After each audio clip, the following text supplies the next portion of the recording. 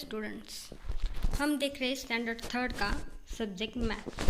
हमने last video में कुछ वर्ड प्रॉब्लम देखे थे मल्टीप्लिकेशन के। अब हम देखने जा रहे हैं प्रॉपर्टीज ऑफ मल्टीप्लिकेशन। अब आप देख रहे होंगे यहाँ पे एक पिक्चर दिख रहा है आपको। इस पिक्चर में यहाँ पे कुछ ग्रुप बनाए गए हैं, डॉट डॉट के कुछ ग्रुप बनाए गए हैं। एक सर्कल में 3 डॉट दिख रहे हैं। ऐसे सर्कल कितने हैं? 4, 5। ओके, और एक में है 3 डॉट, तो यहाँ पे लिखा है 3 डॉट इंटू 5। अब यहाँ पे दूसरे पिक्चर में दिख रहा होगा एक सर्कल में 5 डॉट दिए हैं। इस तरह से 3 सर्कल बनाए हैं। तो आप देख रहे होंगे यहाँ पे एक सर्कल में 3 डॉट, ऐसे 5 डॉट है।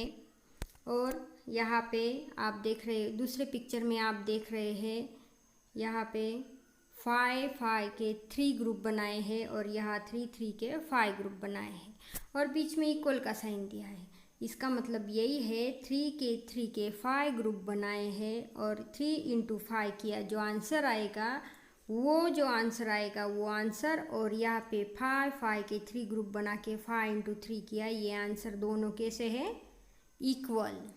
अब पहला जो है 3 इंटू 5, जो इस पिक्चर में दिखाया है 3 इंटू 5, इसका आंसर क्या आएगा? अब इसका आंसर है 5 3 जार होते हैं 15, और यहाँ पे 5 इंटू 3 क्या है? 3 5 जार 15। अब दोनों आंसर आए सेम, इसलिए यहाँ पे साइन था इक्वल का। ओके, अब नीचे जो दिया गया है, carry out the following multiplications and observe. अब आप देख सकते हैं यहाँ पे 6 इंटू 5 किया हुआ है, 6 इंटू 5, और नीचे क्या है? 5 इंटू 6। सिर्फ क्या किया है, वो जो नंबर है उनके ऑर्डर चेंज किए। पहले 6 लिया था, बाद में 5 लिया, और दूसरे एग्जाम्पल में पहले 5 लिया, बाद में 6 लिया। और अब ये जो पहला एग्जाम्पल है 6 इंटू 5, उसका आंसर क्या आता है? 30। और ये जो दूसरा है 5 इंटू 6, उसका भी आंसर क्या आता है? 30। 6 5 जार भी 30 होते हैं और 5 6 जार भी 30 होते हैं। तो यहाँ पे हमने दूसरे एग्जाम्पल में भी वही देख रहे हैं हम। 8 इंटू 3 और 3 इंटू 8 क्या किया है? सिर्फ ऑर्डर चेंज किए। पहला वाला 8 इंटू 3 था और दूसरे में 3 पहले लिया और 8 बाद में लिया, और फिर उनका मल्टीप्लिकेशन है। 8 इंटू 3 24 और 3 इंटू 8 24, दोनों का आंसर सेम। अब यहाँ पे 7 इंटू 6 है और 6 इंटू 7 है, सिर्फ ऑर्डर चेंज की। पहले 7 लिया, बाद में 6 से मल्टीप्लाई करना है। फिर दूसरे एग्जाम्पल में 6 लिया और 7 से मल्टीप्लाई करना है। अब 7 इंटू 6 कितने होते हैं?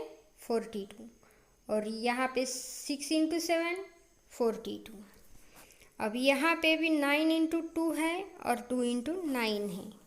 अब यहाँ पे 9 इंटू 2 कितने होते हैं? 18, और 2 इंटू 9 18। अब आप देख रहे होंगे यहाँ पे आंसर तो सेम है, सिर्फ क्या की गई है? ऑर्डर चेंज की गई। अब जो प्रॉपर्टी है मल्टीप्लिकेशन की, वो प्रॉपर्टी यहाँ पे राइट की हुई है, उसे मैं अभी रीड कर रही हूँ। The product of 2 numbers remain same the same even if their order is change. अब जो प्रोडक्ट है, प्रोडक्ट मतलब क्या? प्रोडक्ट मीन्स जो मल्टीप्लिकेशन करके आंसर आता है उसे प्रोडक्ट कहा जाता है। जैसे ये 2 नंबर्स का मल्टीप्लिकेशन किया हमने और इसका जो आंसर आया था, ये क्या हुआ? प्रोडक्ट। अब ये प्रोडक्ट 2 नंबर का सेम होता है कब?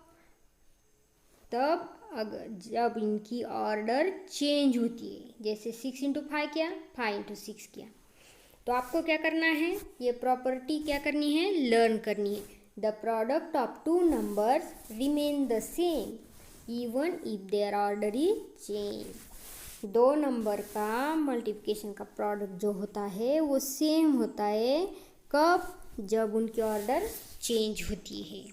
अब for example 6 into 5 5 into 6, 8 into 3 equal to 3 into 8। अब 7 into 6, 6 into 7, 9 into 2, 2 into 9।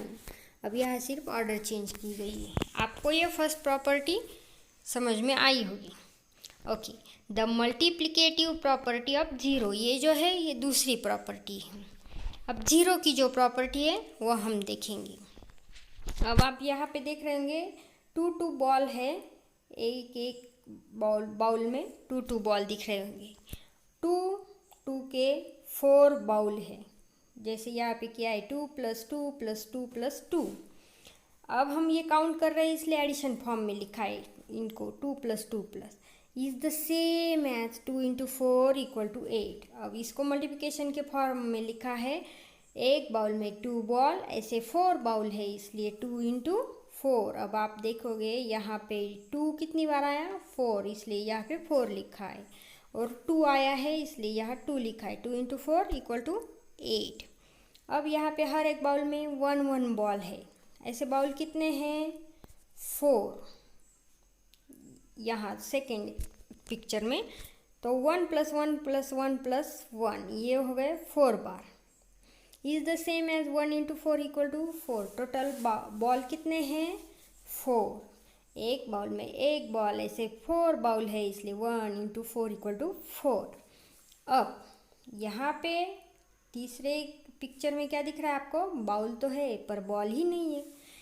Ball नहीं है मतलब कितने बॉल हुए, 0, कुछ नहीं मतलब 0। तो यहाँ 0 + 0 + 0 + 0, 4 बाउल है इसलिए 4 बार 0 0 ऐसे ऐड किया है। Is the same as 0 into 4 = 0। अब आप देख रहे होंगे 0 बॉल है एक बाउल में, इस तरह से 4 बाउल है इसलिए 0 इंटू 4 = 0। ओके, अब ये जो प्रॉपर्टी है वो क्या होती है, when we multiply 0 by any number और when we multiply any number by 0, the product is always 0। 0 into 4 = 4 into 0 = 0। अब ये जो प्रॉपर्टी है वो 0 की प्रॉपर्टी, और इसमें क्या कहा गया, किसी भी नंबर को अगर 0 से मल्टीप्लाई करो या फिर किसी नंबर को 0 से मल्टीप्लाई करो, 0 को नंबर से करो या नंबर को 0 से मल्टीप्लाई करो, तो आंसर क्या आता है, 0। अब आप यहाँ मैं राइट कर रही हूँ, यहाँ देखिए 4 इंटू 0 0। अब अगर मैं यहाँ पे 0 इंटू 7 कर लूँ तो भी 0। आपको इतना याद रखना है, जहाँ भी मल्टीप्लिकेशन में 0 से मल्टीप्लाई करने की बारी आती है तो आंसर में 0 ही राइट करना, सिर्फ मल्टीप्लिकेशन में। ओके, मल्टीप्लाई करते वक्त ये प्रॉपर्टी आपको याद रखनी है। ओके, अब हमने कितनी प्रॉपर्टीज देखी, 2 प्रॉपर्टीज देखी। कौन कौन सी, पहली क्या देखी थी हमने, the product of the 2 number remains the same even if their order is change. अगर नंबर्स की सिर्फ ऑर्डर चेंज की जाए तो उनका प्रोडक्ट मतलब उनका आंसर सेम होता है। दूसरी प्रॉपर्टी, किसी नंबर को 0 से मल्टीप्लाई करो या 0 को किसी नंबर से मल्टीप्लाई करो तो आंसर 0 आता है। ये 2 प्रॉपर्टी हमने मल्टीप्लिकेशन की देखी।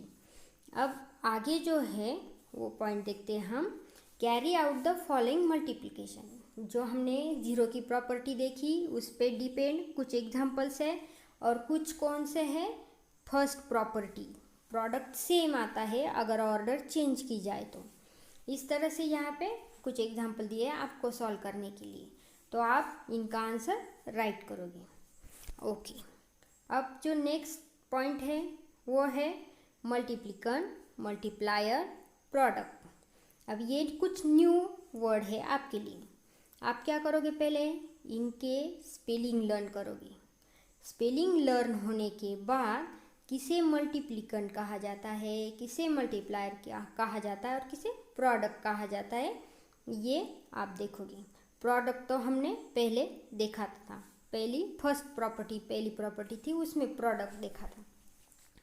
तो अब मल्टीप्लिकन किसे कहा जाता है, अब मैं इसे रीड कर रही हूँ। ताई said in the multiplication 6 into 5 we multiply the first number 6, it is the multiplicand. we multiply by the second number 5, it is the multiplier. The answer is 30, it is known as the product. Okay, अब आप देख रहे होंगे यहाँ पे एक example है 6 into 5, उसका आंसर भी दिया है 30, क्योंकि 6 इंटू 5 30 होता है। जो पहला नंबर होता है जिसे हमें मल्टीप्लाई करना होता है, हम किसे मल्टीप्लाई कर रहे हैं? 6 को। तो पहले नंबर को क्या कहा जाता है? मल्टीप्लिकंड। किस नंबर से हम मल्टीप्लाई कर रहे हैं? यहाँ इस एग्जाम्पल में हम 5 से मल्टीप्लाई कर रहे हैं। किसे? 6 को। अब किससे कर रहे हैं? 5 से। तो वो क्या हुआ? मल्टीप्लायर। और उन दोनों का जो आंसर आता है उसे क्या कहा जाता है? प्रोडक्ट। मल्टीप्लिकेशन के आंसर को प्रोडक्ट कहा जाता है। अब सेम वे यहाँ पे सिर्फ ऑर्डर चेंज करके एग्जाम्पल राइट किया हुआ है। 5 ऑर्डर चेंज करके ऊपर लिखा है, यहाँ पे नीचे था, यहाँ पे ऊपर लिख दिया है, और 6 जो है वो ऊपर था वो नीचे लिख दिया है। अब ऊपर जो नंबर होता है उसे मल्टीप्लिकंड कहा जाता है, और जो नीचे होता है जिससे हमें मल्टीप्लाई करना होता है वो होता है मल्टीप्लायर। मल्टीप्लाई करना है इसलिए वो मल्टीप्लायर, और जो आंसर आता है उसे कहा जाता है प्रोडक्ट। ओके, दोनों एग्जाम्पल सेम है, सिर्फ ऑर्डर चेंज की हुई है। अब ऑर्डर चेंज की है इसीलिए उनके नेम जो है वो सेम नहीं है।